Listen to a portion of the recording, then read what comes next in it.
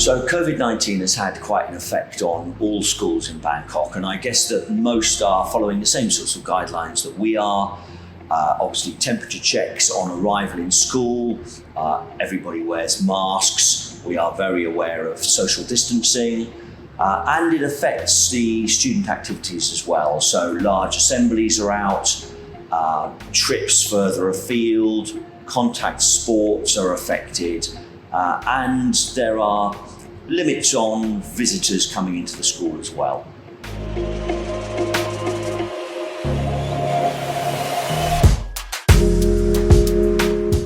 Well, school life has certainly changed since this time last year, and we're all aware of the impacts of the safety measures that are in place. Alongside that, the way we communicate to parents has changed. Whereas things used to be face-to-face, increasingly they're online, one might say screen to screen, or mask to mask if parents are coming into school. Our calendar changes as we look at the situation. We have to make decisions about events that can run or we feel shouldn't run. Perhaps they're postponed or perhaps they're just changed. And finally, I would say we're all a lot more flexible than we used to be. I think staff are increasingly flexible in the way they operate, and so are our pupils.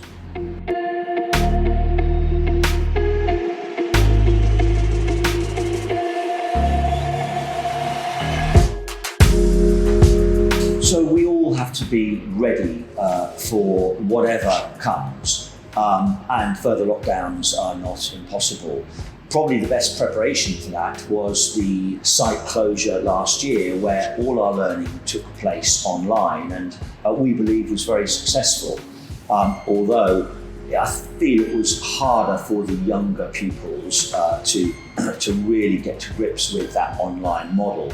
But we took soundings from pupils and parents. We had questionnaires constantly in order to try and improve the way we delivered that, which gave us opportunity to really think about the impact of the length of screen time during the day, access to resources, and many other factors that we are prepared for now.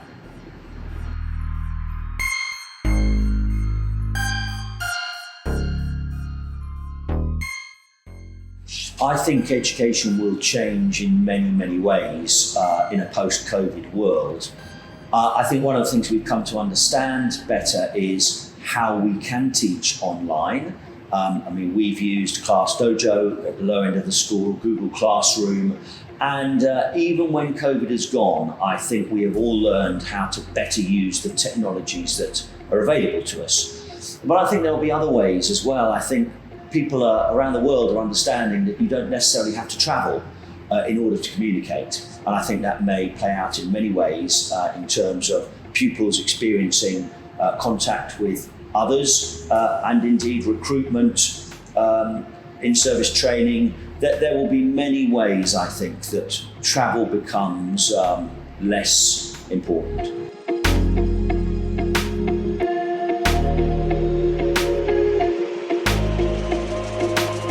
I think there will be some positive changes. I've already mentioned the use of technologies, which won't go away, but also some of the systems we operate. So traditionally, when we have parent consultations, we invite parents to come in. I think the way we will operate going forward is to have a choice. Parents can come in and get their consultation with the teacher face-to-face, or we will make it online. But perhaps the biggest benefit is that which is unseen, which is the flexibility and adaptability that we've all had to learn, and that won't go away either.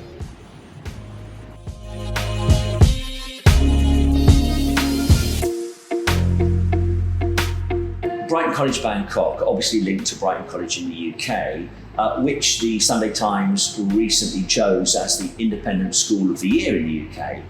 We were founded 4 years ago. We have now over 400 pupils, aged 2 to 18, and we're a British curriculum school. We now go fully up to Year 13 and A-level. The character of the school is something really very special. We are an ambitious school for our pupils. We want them to achieve very, very well. But it's not just about what they do in the exam hall. It's about a hunger for learning and that curiosity to understand the world around them. We also focus very much on the individual because we know every child has their own learning style and their own passion. And we want our children to be individuals. We sometimes talk about being the best version of yourself, not of someone else. And another word we use a lot is kindness. Our pupils want to make a difference, and we need to empower them to make a positive difference to the world around them. And that involves really understanding leadership and teamwork so that they can really make the difference that they're passionate about.